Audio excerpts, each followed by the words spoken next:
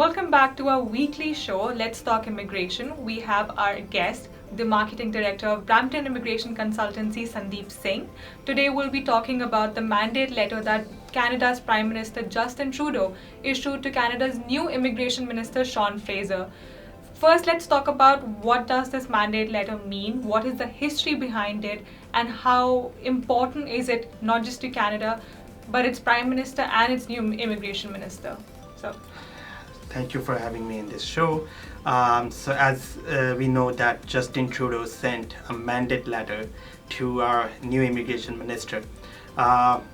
Mandate letter, if you go through the terms or the major issues that Mr. Trudeau has touched, most of them were the selling points during last federal election, not this election, but the last federal elections. For example, waiving of citizenship fees. That was actually one of the things that Justin Trudeau said, not during this re-election, but last election, that we are going to do this. So many of the things that are there in this mandate letter were those promises that Justin Trudeau did to public during the previous federal elections. And I think that this mandate letter speaks a lot about those previous promises, and it also talks about how Canada is gonna come out of the financial burden that came because of this pandemic. Thank you. So we have approximately 9 points that the Prime Minister has listed in this mandate letter. The first point being that there is a good news coming for the application delays that we've been facing. If you can talk about that. Perfect. So we noticed that from last year and a half, maybe two, due to pandemic, there have been delays in many of the filings. Let's take a few examples. For example, if we talk about study permits, let's choose India for an example. Usually it used to take around 2 weeks to get a study permit. Today, as per CIC website, it says 14 weeks from India. If we talk about spousal open work permits, Canada has been always strong about family reunification. They want families to be together, but due to this pandemic, spousal open work permits were not being given. Parents were unable to meet their family members. The spouses were unable to meet their spouses. So the family reunification has been hurt a lot because of this pandemic, and the delays have been there. Not only this, spousal permanent residency. So that's another factor too. There has been delays on those applications as well. One of the major factor is pandemic, but even if we put aside the pandemic part, parent and grandparent or spousal permanent residency has been taking a lot of time, and the time needs to be reduced. There can be technical points that can be discussed, whether the paper application thing is there, the applications were not online. Those are different aspects that we can debate on, but the basic fact is that yes, it was taking too long to get those files updated, to get those results out. And I feel with this mandate letter, one of the most important point that Justin Trudeau has touched is that they are going to reduce the timing. Right. So you talked about family reunification. Can you talk a little bit about the temporary resident permit that the families will be given who are waiting for PR applications to be approved? So that's another part of mandate as well. So Justin Trudeau has advised that if spousal permanent residency is gonna take some time, it will be a good step that whoever has applied for spousal permanent residency, if he or she can get a temporary resident visa so that they can come to Canada, stay with their spouse, and spend time together.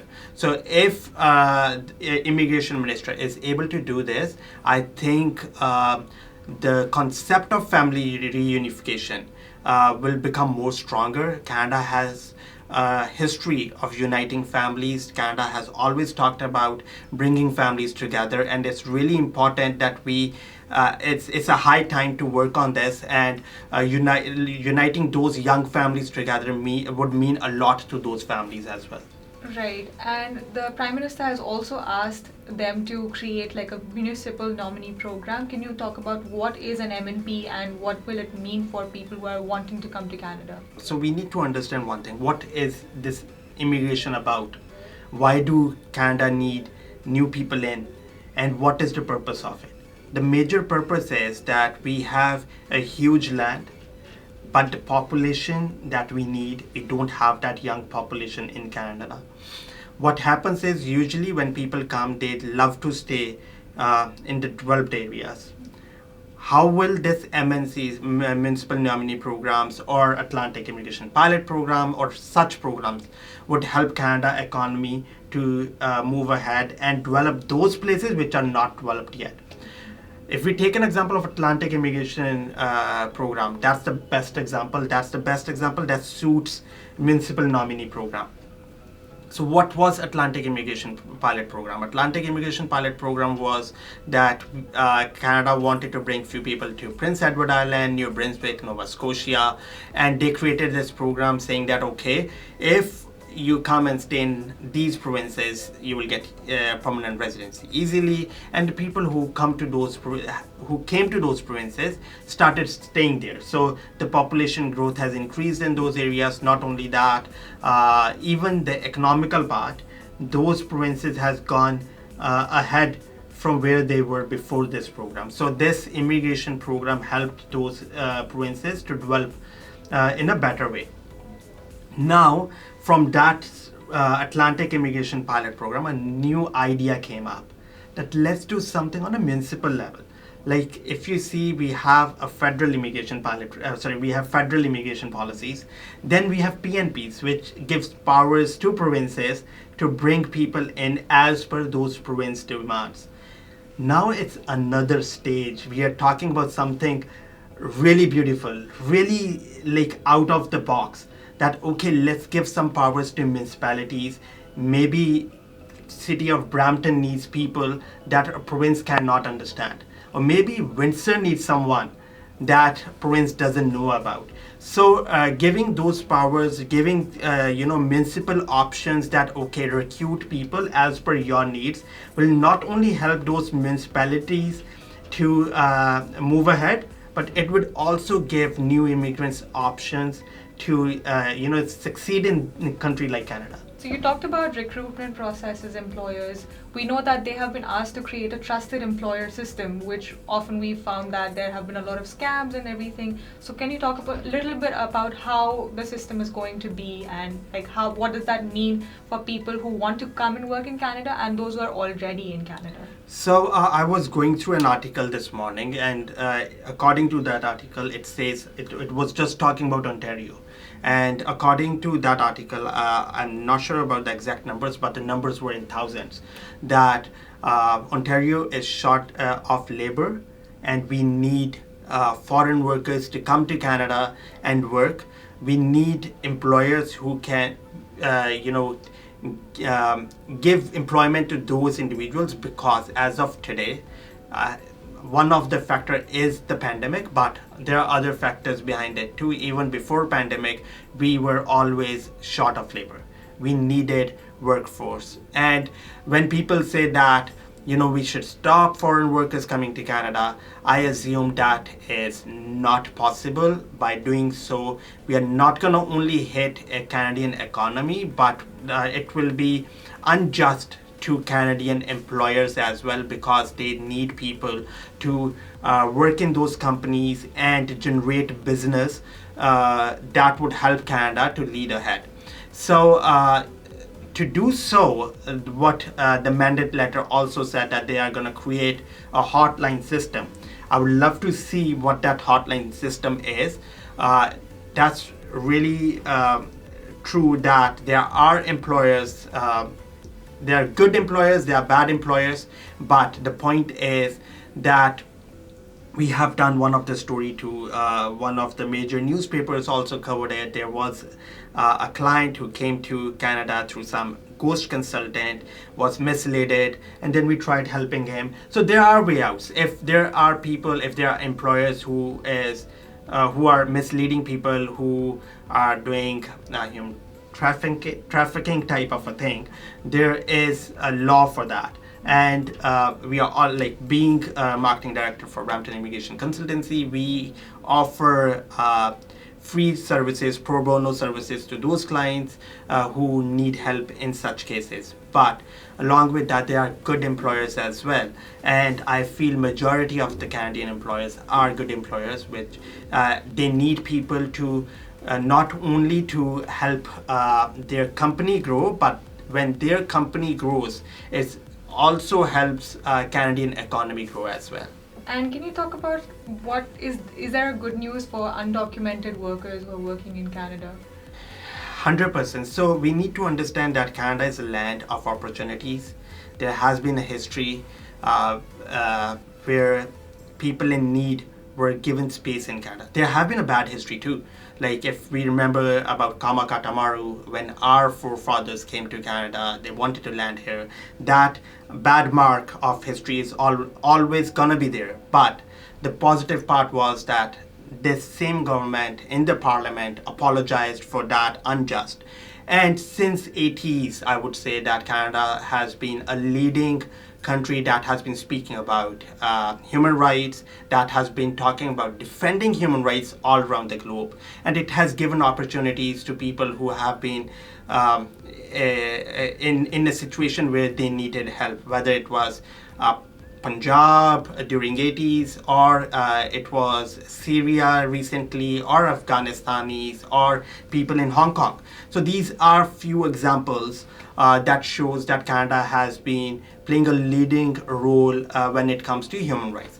Similar thing when we talk about the people who don't have documents, but they are in Canada. I think Mr. Trudeau has done a really good job by saying that he's gonna do something about those people, and there will be justice done to them. The Canadian government will not be unjust to people who don't have documents. Right, and on the topic of workers and workers who are interested in coming to Canada, I would like to point out that not just the hotline, but they're trying to uphold the 2-week processing system that they had established before, and they're also going to simplify the work permit renewal process. So on that topic, I would also like to talk about, the permanent residency pathways that are being expanded for express entry.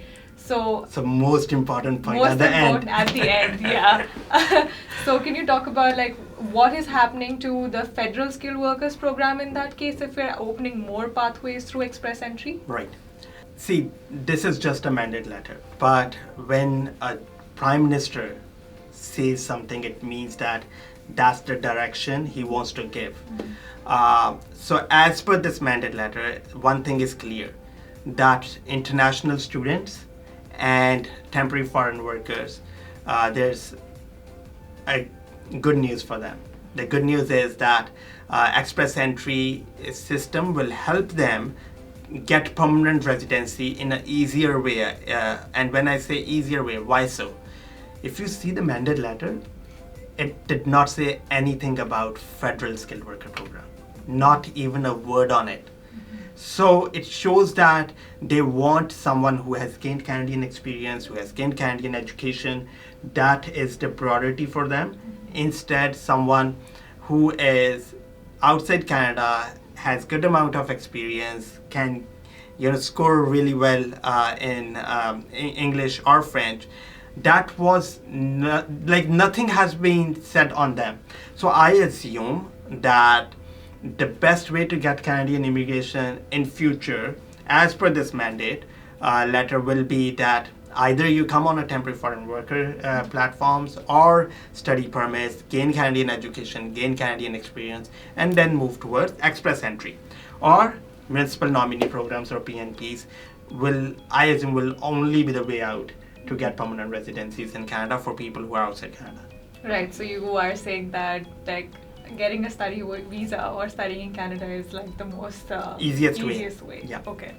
And can you talk a little bit about the francophone immigration that's happening in Quebec, and what does the mandate letter talk about that? So Quebec is my town, so I was born in Quebec, and French has always been the interesting point in immigration, whether it's about immigration system in Quebec or even some federal programs, not only federal programs. Let's talk about a program in Ontario PNP. It has a special program for people who speak in French, who knows French. So they have easy programs for them. So the concern always will be that how are you gonna do justice to both languages, whether it's French or English? And I think this mandate letter very clearly justifies that, yes, if you know French, then you have an option. You don't need to go towards English or some other language. Just on the basis of French, if you fulfill other requirements, there will be an easy immigration programs for you, and it will also give justice to French as well. Right, and the final 2 points that were mentioned in the mandate letter were that the fees for citizenship will be waived off, and secondly that they are aiming to get 40,000 Afghan refugees get settled in Canada. Do you have any other points to add to that? So the point is, yes, and I personally feel I'm so proud to be Canadian, because whenever issues like Afghan refugees or Syrian refugees, like these issues or these headlines actually shows Canadian character, and this is what makes us special. And I think we should keep on boosting on human rights. We should speak against human rights violations and stand with people who have been going through this. So this is another good thing that Justin Trudeau has done. Citizenship application, although the fees amount is small, but giving citizenship free of cost means a lot. Like, just assume someone who has spent some time in Canada, has paid taxes, has helped Canadian economy grow. You are gifting him or her a citizenship, and citizenship of Canada, which is one of the most powerful citizenship, free of cost. That's the best gift that someone can give. Right, I mean, it's like they have been paying for so many things for so long, work permits, PR applications, and I think like it's a very well-deserving fee waived off. I also know that we have like a target for 2021, which is 401,000 immigrants to be settled in Canada. Do you think we will be able to meet that target before? So that is a test for Justin Trudeau's government. I would love to see how they work on it. The point is, I'm a very strong believer that yes, we do need quantity, but compromising on quality will not be good if we just think about the numbers. Although 400,000 is not that big of a number. Right. I mean, 1.2 million is the target for next 3 years. So I don't mind seeing 2.4 million. I would love to see 2.4 million people coming in, but like I would like to see the quality thing. So what programs are they going to bring in? For example, Ontario recently announced they're going to take few hundred applications for entrepreneur programs. Yes, that's something that we need. Why do we need that? We need that so that that those businesses will generate more job opportunities. More job opportunities means more economy.